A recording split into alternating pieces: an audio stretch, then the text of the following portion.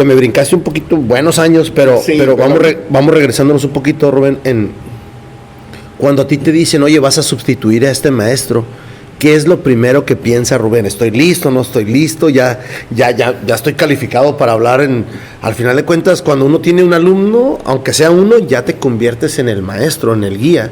Ahora te ponen no sé cuántos fueron tus primeros alumnos, es un nervio, ¿no?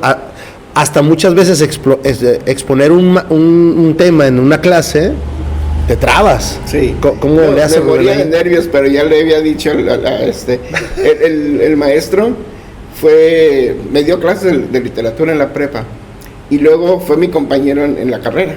Okay. Entramos juntos. Él ya iba como por su tercer carrera o algo así. Entonces, como los mandaron a Argentina él y el profe Barraza, estuve en la Lázaro, fueron a Argentina y hubo la oportunidad de cubrirlo. Él me pidió que lo cubriera y todo eso. Entonces al principio le dije que sí sin pensarlo y luego me dio miedo y estaba todo nervioso, pero pues ya había dicho que sí. Y dije, bueno, la experiencia va a ser en la mañana y nosotros vamos a la escuela en la tarde. Entonces me la aventé. Y sí, al principio pues eran grupos de 50 jóvenes, algunos más altos que yo, muchísimo. Entonces para poder mantenerlos tranquilos, pues me ponía a hacer juegos, o sea, platicarles. Interactuar, entonces. Yo siempre, no sé, ahí desarrollé, por ejemplo, esta idea de, si no les gusta leer, por ejemplo, les platico, o les pregunto, ¿alguno de ustedes ha leído La Metamorfosis de Kafka? No, está bien aburrido, que no sé qué. Le digo, pero para los que no han leído, ¿lo conocen? No, ¿de qué trata? Ah, pues fíjense que es una persona que despierta y está convertida en una cucaracha gigante. ¿Pero cómo? No sé, le digo, porque nunca te lo dice.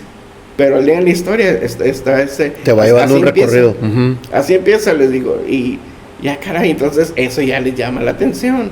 Es poner la semilla de algo que va a ir creciendo. Y les va a despertar un poquito pues la idea de que será cierto, ¿no? O sea, entonces, y así es como uno fui de manera intuitiva, fui desarrollando ese tipo de maneras de jalarlos, pues.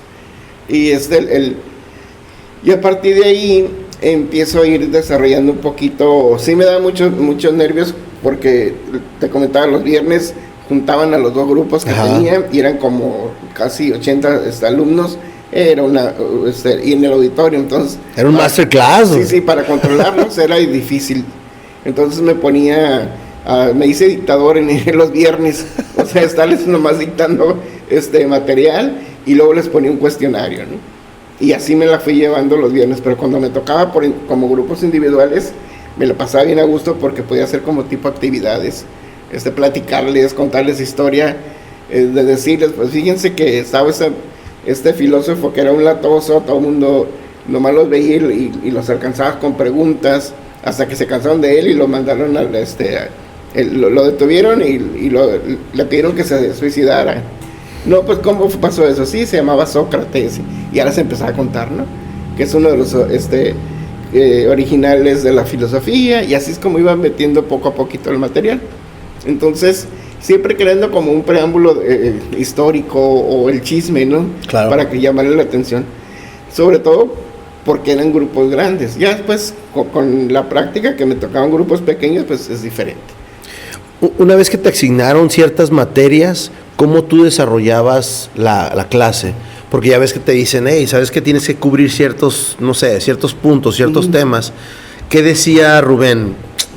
Sí, soy el rebelde que me voy por otros lados y nada más cumplo por cumplir esto, o era un mensaje de yo quiero que aprendan la base, yo quiero que aprendan realmente a identificarse, a razonar. ¿Cómo eran los primeros inicios de Rubén como maestro? Algo que fui desarrollando, había un libro como base y teníamos que seguir el libro, entonces venían los temas y luego las preguntas.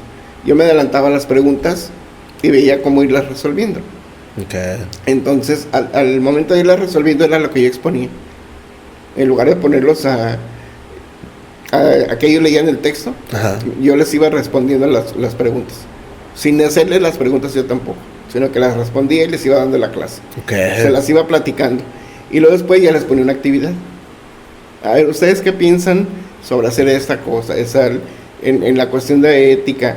Primero, ir viendo los conceptos, ¿no? ¿Qué es filosofía? ¿Para qué nos sirve?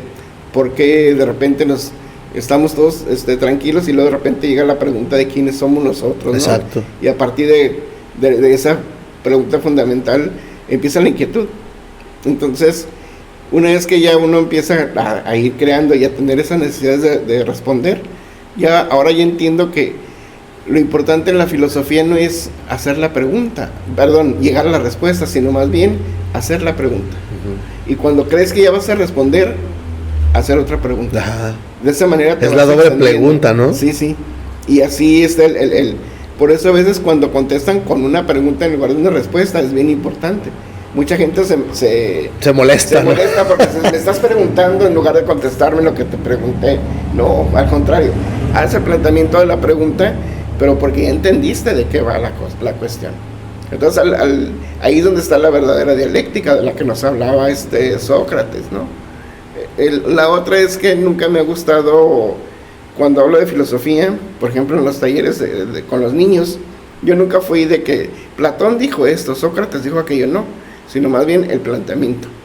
A ver, porque estoy haciendo talleres, ¿no?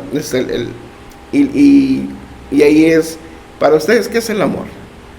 ¿Qué es la libertad? ¿Qué es qué es vivir? ¿Qué es el tener hambre, por ejemplo? ¿Cómo lo manejamos? ¿Cómo lo manejamos? Entonces fui desarrollando también este tipo de ideas.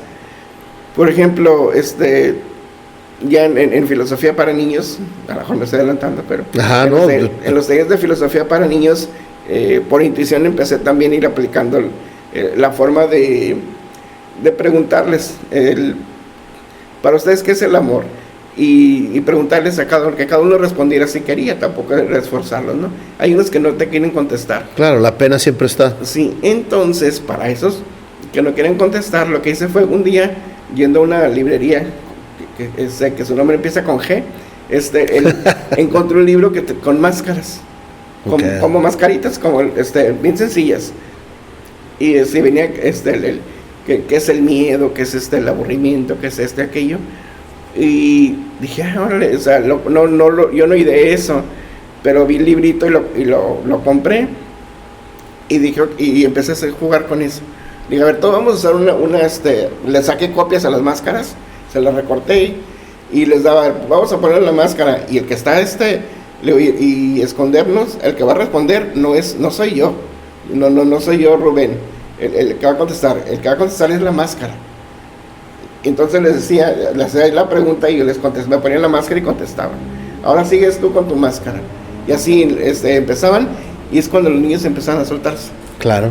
Entonces, una vez que respondían, les decía, ok, ahora, ¿cómo dibujarías o cómo representarías lo que me acabas de decir?